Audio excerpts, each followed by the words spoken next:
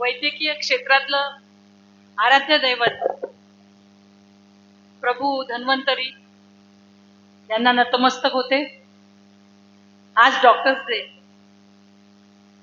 Doctors डेच्या निमित्ताने वैद्यकीय संस्था IMA, निमा व IDA मुखेड यांच्या वतीने इथे अवयव दाते व अवयव प्राप्त करते यांचा सन्मान सोहळा आयोजित केला। या कार्यक्रमाचं प्रमुख नेतृत्व मी तर मुखेड म्हणजे या चक्रावती नगरीचे आरोग्याचे भीष्माचार्य डॉक्टर कुंडे साहेबांना म्हणेल। त्यांच्या नेतृत्वाखाली मुखेड तालुक्यामध्येच नाही तर मी म्हणेल जिल्ह्यामध्ये नेत्रदीपक असा कार्यक्रम नाही झाला, सगळ्यांना लाजवेल असं आजचं नियोजन होतं। डॉक्टर साहेब या कार्यक्रमासाठी विशेष आवर्जून असणारे नवनिर्वाचित सदस्य मेडिकल फाउंडेशनचे डॉक्टर संजय कदम सर, नंतर माझ्यासोबत येणारे डॉक्टर विजय मैदवाड सर, डॉक्टर बालाजी आदमपूरकर ज्यांनी हे सगळं नियोजन केलं, डॉक्टर पौरवार त्यांची सर्व टीम, डॉक्टर श्रीरामे आणि जे साक्षात श्रीहरी आज एवढ्या सगळ्या याच्यात सर्व म्हणजे स्वर्गातून बघत असतील। श्रीहरी डॉक्टर श्रीहरींनी एवढं सुंदर निवेदन केलं की ते खूप आज अविस्मरणीय आहे। साक्षात म्हणजे आपल्या समोर सगळ्यांचे प्रियजन स्नेहजन मला वाटते आज स्वर्गातून या निमावर या सर्व मंडळींवर पुष्पवर्षाव करत असतील। असा हा क्षण म्हणजे इथे दुःख विसरून आनंदाची डोई आनंदी तरंगे असा हा प्रसंग आहे। आणि या निमित्ताने आज इथे निमा आणि डॉक्टर असोसिएशनच्या सर्व पदाधिकाऱ्यांनी हा कार्यक्रम आयोजित केला। त्याचबरोबरच मुखेड तालुक्यातील सर्व NGOचे पदाधिकारी व या कार्यक्रमाची प्रसिद्धी खरोखरच अतिशय स्तुत्य प्रसिद्धी केलेली आहे, जी की जिल्हा स्तरावर होत नाही। त्यामुळे पुनश्च मी मुखेडच्या सर्व पत्रकारांचं पण खूप अभिनंदन करते, कारण की आम्ही काम करतो परंतु ते काम प्रत्येक व्यक्तीपर्यंत पोहोचणे, तळागाळापर्यंत पोहोचणे हा तुमचा जो पहिला स्तंभ आहे हा पोहोचण्याचं काम करते। त्याबद्दल तुमचं खूप खूप अभिनंदन। राहिलं पुढे अवयवदानाबद्दल बोलायचं जर झालं तर मुखेडकरांना माझी तशी जुनी ओळख, कारण की आपण म्हणतो मुखेड हे माझं माहेर असल्यासारखं आहे। आपल्याला आठवत असेल मी चंदा रावळकर जिल्हा युवा अधिकारी भारत सरकारच्या कार्यालयामध्ये क्लास 1 ऑफिसर म्हणून काम केलं। नोकरीच्या निमित्ताने आम्ही इकडे आलो, मी मूळची बुलढाण्याची। आणि योगायोग असा आहे डॉक्टर साहेब की जे आपल्या जिल्ह्यामध्ये पहिलं अवयवदान झालं, पहिला जो ग्रीन कॉरिडोर झाला तो 19 ऑक्टोबर 2016 आता बरोबर 10 वर्ष होतील असा तो सुधीर रावळकर माझा सक्का भाऊ आपल्या सगळ्यांच्या स्मरणात असेल, कारण की तो मुखेडमध्ये त्याचं पोस्टिंग होतं। आणि मुखेडशी आमचं खूप बहीण भावांचं दृढ नातं जोडलेलं आहे। जसं म्हणतो नुकताच अधिक मास गेला आणि अधिक मासामध्ये बहिणींना सुनांना लेकींना नेतात, मला कोणी नेलं नाही, परंतु आज माझ्या सर्व डॉक्टर बांधवांनी आणून माझा सत्कार सन्मान केला आणि मला माहेरचा आहेर दिला।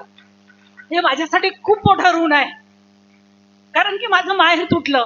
माझे पती 2007 मध्ये गेले, माझे वडील 2014 गेले आणि माझा जो भाऊ होता तो 2016 गेला, परंतु तो गेला नाही। मी डॉक्टर श्रीहरी यांना एक विनंती करेल की डॉक्टर साहेब जे अवयवदाते ज्यांचा आपण उल्लेख करतो तर त्यांना कृपया कैलासवासी संबोधू नयेत, कारण की ते कुठेतरी जिवंत आहेत आणि अमर आहेत। आपले सर्व आपले प्रियजन जे असतील, तुम्हाला आठवत असेल 17 ऑक्टोबर 2016 जो नांदेडमध्ये थरार झाला होता, 12 मिनिटांमध्ये डॉक्टर कदम सर माझ्या भावाचं शंकरराव चव्हाण विष्णुपुरीला म्हणजे अवयवदानाचा प्रोसिजर पूर्ण पार पडली। माझा भाऊ नांदेडवरून मुखेडला कार्यरत असताना तो मुखेडमध्ये येत होता आणि मुखेडमध्ये येत असताना बेळी फाट्याजवळ गडग्याच्या तिथे रात्री 9 नंतर त्याचा केव्हा ऍक्सिडेंट झाला हे कळलं नाही। नंतर मला रात्री 11 11:30 फोन आला की असा असा ऍक्सिडेंट झालेला आहे आणि हे कोण आहे, तुमचा भाऊ आहे। त्यांनी जो शेवटचा कॉल केला होता तो मलाच केलेला होता। त्या कॉलमुळे ते सगळं पोलिसांनी केलं, परंतु दुर्दैव असं होतं की लवकर ॲम्ब्युलन्सची व्यवस्था तेव्हा होऊ शकली नाही, रात्रीची वेळ होती, त्यामुळे उपचारासाठी कदाचित उशीर झाला। परंतु जेवढं काही करता येईल तेवढे 48 तास शर्तीचे उपचार त्याच्यावर करण्यात आले. त्याला नंतर ॲम्ब्युलन्सने नांदेडमध्ये आणण्यात आलं. नांदेडमध्ये आणल्यानंतर जेव्हा मी डॉक्टरांना सांगितलं की डॉक्टर साहेब जे काय असेल ते मला खरं खरं सांगा, सुधीरची आई पण मीच आहे, वडील मीच आहे, सर्व मीच आहे, आणि मला बिलकुल बिनधास्त तुम्ही सांगा, माझी सर्व सहन करण्याची शक्ती आहे. डॉक्टरांनी सांगितलं की मॅडम तो जिथे पडला तिथे त्याचा ब्रेन डेड झाला. मी म्हटलं खूप छान केलं डॉक्टर साहेब, तुम्ही सांगितलं. मी दुसऱ्या क्षणाला म्हटलं मला माझ्या भावाचं अवयवदान करायचं. मी एक ऑफिसर असल्यामुळे, एक सामाजिक चळवळीत काम करत असल्यामुळे अवयवदान काय आहे, ग्रीन कॉरिडॉर काय आहे हे मला माझ्या अल्पन बुद्धीप्रमाणे मला माहित होतं, आणि मी तेव्हाच सांगितलं की मला माझ्या भावाचं अवयवदान करायचं आणि सर्व तयारीला लागायचं. लोटसमध्ये त्याला ऍडमिट केलं, लगेच इमिजिएट ॲम्ब्युलन्स केली. शंकरराव चव्हाण हॉस्पिटलमध्ये गेलो तेव्हा रात्रीचे 1:30 वाजले होते. दुर्दैव असं की तिथे कोणीही डॉक्टर आम्हाला भेटले नाही. परत आम्ही ॲम्ब्युलन्स लोटसला नेली. लोटसमध्ये त्याला ऍडमिट केलं आणि सगळ्या प्रोसिजरला सुरुवात होत होत 11-12 वाजले. डिस्चार्ज झाला. नंतर मी माझ्या भावाला ॲम्ब्युलन्सनी शंकरराव चव्हाण विष्णुपुरीला घेऊन गेली आणि तिथे हा जो थरार झाला, हा तुम्हा आम्हा सगळ्यांना माहिती आहे. सगळ्यांनी इथे अवयवदान केलेलं आहे. प्रत्येकाला तो जो थरार आहे, ते जे दुःख आहे ते माहित आहे. त्यामुळे मी जास्त तुम्हा लोकांना भूतकाळात नेणार नाही. 12 मिनिटांमध्ये त्याचं हृदय विष्णुपुरी ते नांदेड एअरपोर्टला गेलं आणि 12 मिनिटांनंतरच ते मुंबईच्या फोर्टिस रुग्णालयात गेलं.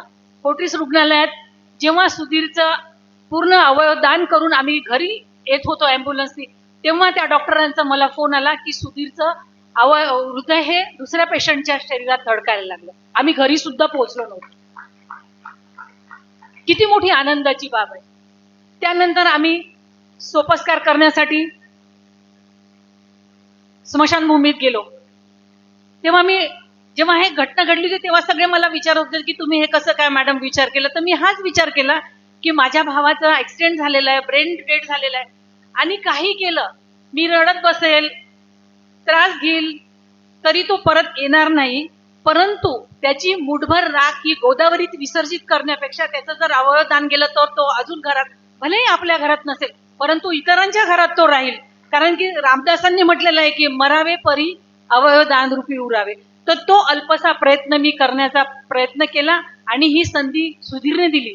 सगळे म्हणतात की अवयवदानाचे अर्ज द्या, फॉर्म भरा वगैरे वगैरे, परंतु सुधीरने हे काहीही केलेलं नव्हतं. जो मुलगा एका छिपकिलीला भिणार आहे तर तो अवयवदानाचा कुठेतरी विचार करणार आहे का? परंतु हे सर्व प्रभूची इच्छा असते, सगळं होणं असते. डॉक्टर साहेब, आपल्याला आठवत असेल आपण मुखेडमध्ये कार्यक्रम घेतला 2007-8 मध्ये, तेव्हा तुम्ही मला प्रश्न विचारला होता की मॅडम तुमचं एज्युकेशन कुठल्या याच्यात स्पेशलायझेशन? तर मी म्हटलं होतं इतिहासात.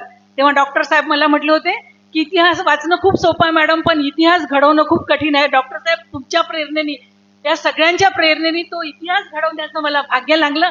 याचं पण साक्ष हा मुखेडचा स्टेज आहे. म्हणून मुखेडनी मला काय नाही दिलं. माझा भाऊ पण इथेच होता, इथल्याच लोकांच्या सान्निध्यात होता.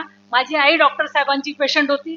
माझा भाऊ पण शेवटच्या क्षणापर्यंत मुखेडमध्येच त्याचा श्वास जाण्याचा, म्हणजे अखेरपर्यंत मला मुखेडला जायचं, काही मला जायचं आहे. मी म्हटलं अरे कशाला, उद्या सकाळी जा, तू काय काम आहे एवढं अर्जंट? नाही, उद्या माझ्याकडे कलेक्टर साहेब येणार आहे आणि माझं खूप मोठं काम आहे वगैरे वगैरे, ह्या सगळ्या गोष्टी असतात. आपण म्हणतो आपल्यामध्ये जीव आहे तोपर्यंत सगळं मी हे करेल, मी करेल, परंतु काही नाही. म्हणून त्या ओळी आठवता की मी जाता राहिलं काय काय, जन पळभर म्हणतील हाय हाय. कुणाचंच काही राहत नाही, कुणीच कुठे राहत नाही. परंतु आज या अवयवदानाच्या निमित्ताने डॉक्टर साहेबांनी जो संकल्प केला, मी आजच्या दिवशी असं म्हणेल की सगळ्यांनी जास्तीत जास्त आपल्या शेजारी पाजारी जे कोणी असतील, कुलकर्णी सरांनी जसं सांगितलं की प्रत्येकाने एकतरी अवयवदाता तयार करायचा आहे आणि त्या अवयवदाताचा फॉर्म भरायचा आहे, आणि त्या आपल्या प्रत्येक व्यक्तीने आपल्या शेजारच्या, आपल्या नातेवाईकाला कुणाला तरी सांगितलं पाहिजे. आज सकाळचीच घटना मी डॉक्टर साहेबांना येताना चर्चा करत होते. आज सकाळी मला 6 वाजता फोन आला आणि सांगितलं की मॅडम एक व्यक्ती अशी अशी आमच्याकडे त्या मृत झालेल्या आहेत, परंतु त्यांनी आपलं देहदानाचा अर्ज करून दिलेला आहे. देहदानाचा त्या व्यक्तीने बघा 10 वर्ष अगोदर अर्ज दिला होता, परंतु असं बॅडलं की त्या व्यक्तीचं कुणीही नातेवाईक जवळ नव्हतं. कुणीही नव्हतं आणि त्यांना मृत होऊन 6 तास झाले होते. शंकरराव चव्हाण विष्णुपुरीला आम्ही फोन केला, त्यांनी सांगितलं की 6 तास झाल्यामुळे ती डेड बॉडी काही कामात येणार नाही. म्हणून असं झालं नाही पाहिजे. जेव्हा आम्ही हे एकमेकांचे अनुभव सांगतो एवढ्यासाठीच की ते आम्हाला माहित व्हावे, आम्ही इतरांना त्याचा प्रचार प्रसार करावा. तर जर 6 तासाच्या अगोदर कुणीतरी त्यांचं शेजारी किंवा कुणी जर असतं तर आज आपल्या मेडिकल कॉलेजमध्ये आपल्या विद्यार्थ्यांना ती डेड बॉडी कामा आली असती. म्हणून प्रत्येकाने अवयवदान काय, आपल्या हातामध्ये मोबाईल आलेला आहे, मोबाईलमध्ये आपण खूप गोष्टी वाचतो, परंतु ही गोष्ट तुम्ही आवर्जून वाचा. आपल्या जिल्ह्यामधला पहिला ग्रीन कॉरिडॉर बघा किती थरारक होता, परंतु त्यामधूनही एवढ्यामधूनही आम्हाला हिंमत आली आणि आम्ही सुधीरचे अवयवदान केले. ZTCC मध्ये सर पूर्ण आपल्या राज्यातल्या ZTCCने मला बोलवलं, मला त्या निमित्ताने सत्कार केला आणि त्यांनी सांगितलं की जेव्हा माझा भाऊ गेला तो तेव्हा 38 वर्षाचा होता, त्याचे लंग्स हे 40 वर्षाच्या व्यक्तीला लागले आणि मला म्हटले की मॅडम तुमचा भाऊ 40 वर्षाचा झाला. हृदय तर त्याचं 40ला लागलं हे सगळ्यांना माहिती आहे. आणि सगळ्यात आनंदाची बाब आहे, जिथे हे सगळं घडत असतं तर त्या म्हणजे त्या ब्रँचला, जसं सपोज नांदेडला घडलं तर जे डोळे असतात तर ते तिथे त्यांच्या होम ब्रँचला ठेवण्यात येतात आणि ते त्याचे डोळे सुद्धा एक डोंगरकड्याच्या आजीबाई आहेत त्यांना लागलं. आणि विशेष म्हणजे दिवाळीच्या दिवशी त्यांच्या डोळ्यावरची पट्टी काढली आणि त्यांनी हे सुधीरच्या माध्यमातून हे जग बघितलं. तर आपण हे करू शकतो ना, याच्यासाठी काही नाही लागत, पैसा नाही, धन द्रव्य काही लागत नाही. आपण काय म्हणतो साळंकृत कन्यादान करायचं, ते सर्वात श्रेष्ठ कन्यादान आहे. परंतु जेव्हा आम्ही साळंकृत कन्यादान करायला जातो तेव्हा हुंडा लागतो, हुंड्याशिवाय आमच्या मुलीचं लग्न होत नाही, मग ते साळंकृत कन्यादान होत नाही. दुसरं आहे जे डॉक्टर साहेबांनी उपक्रम केला रक्तदात्यांचा. रक्तदान हे श्रेष्ठ दान आहे आणि अवयवदान हे त्याही पेक्षा. त्याच्यासाठी काही आपल्याला पैसा लागत नाही, फक्त आपला निर्धार, आपला आत्मविश्वास आणि आपली हिंमत. जर आपण त्यावेळी ह्या सगळ्या गोष्टी ठेवल्या तर निश्चितच आपल्या देशामध्ये अवयवदान आणि अवयव म्हणजे डोनर ज्यांना पाहिजे फक्त 10% प्रमाण आहे. जेवढं जास्तीत जास्त आम्ही त्याचा प्रचार प्रसार करू, जास्तीत जास्त लोकांपर्यंत पोहोचू, त्यातल्या त्यात जास्तीत जास्त लोकांना जीवनदान देण्याचं आमचं हे काम होईल. कारण की हे सगळ्यात मोठं श्रेष्ठ काम आहे आणि हे मला वाटतं की याच्यासाठी वयाची, पैशाची, संपदेची कशाचीच गरज नाही. फक्त ती आपला आत्मविश्वास पाहिजे, आपली हिंमत पाहिजे आणि आपला त्याग पाहिजे. ह्या तिन्ही गोष्टी असल्या तर निश्चितच आपण आपलं अवयवदान करू. आपण इतरांसाठी एक काहीतरी आयडल बनू शकतो. आणि मी इथे उपस्थित असणाऱ्यांना आज असं आवाहन करेल की प्रत्येकाने घरी जा आणि आपण अवयवदान करत असाल किंवा आपण देहदान करत असाल, जेही आपल्या आपल्या परीने करत असाल तर आपल्या कुटुंबियांना, आपल्या नातेवाईकांना, आपल्या घरामध्ये जे कोणी व्यक्ती असेल त्यांना बिलकुल सांगा आणि आपल्या कुठेतरी लिहून ठेवा. तो फॉर्म सुद्धा ZTCC असेल किंवा आपल्या विष्णुपुरीच्या मेडिकल कॉलेज असेल किंवा मला तर वाटतं डॉक्टर साहेबांकडे तुमची संघटना एवढी मोठी आहे, तुमच्या संघटनेमध्येही जमा केला तर त्याचा निश्चितच उपयोग होईल. बोलण्यासारखं खूप आहे, परंतु आज जेवढं मोठं हे काम इथे झालेलं आहे डॉक्टर साहेब, याच्यासाठी शब्द नाहीये. आणि कुठल्याही गोष्टीसाठी काय शब्द हे अपुरे पडत असतात. फक्त शेवटी जाता जाता एवढंच म्हणेल मी की मधुबन खुशबू देता है जो औरों को जीवन देता है, जीना उसका जीना है, जो औरों को जीवन देता है, मधुबन खुशबू देता है, सागर सावन देता है. आणि हा खुशबू देण्याचं काम तुम्ही आम्ही सगळ्यांनी करायचं आहे. डॉक्टर साहेब तर मधुबनशी खूप निगडीत आहेत आणि डॉक्टर साहेब तुम्हाला सुद्धा, तुम्ही तर संदेश देतात, परंतु इथे बसणाऱ्या प्रत्येकाने हा संदेश द्यायचा आहे. पुनश्च एकदा आपण माझं माहेर म्हणून एका लेकीची, एका बहिणीची पाठवणी केली, त्याबद्दल मी सगळ्यांचे आभार मानते, ऋणात राहू इच्छिते. धन्यवाद.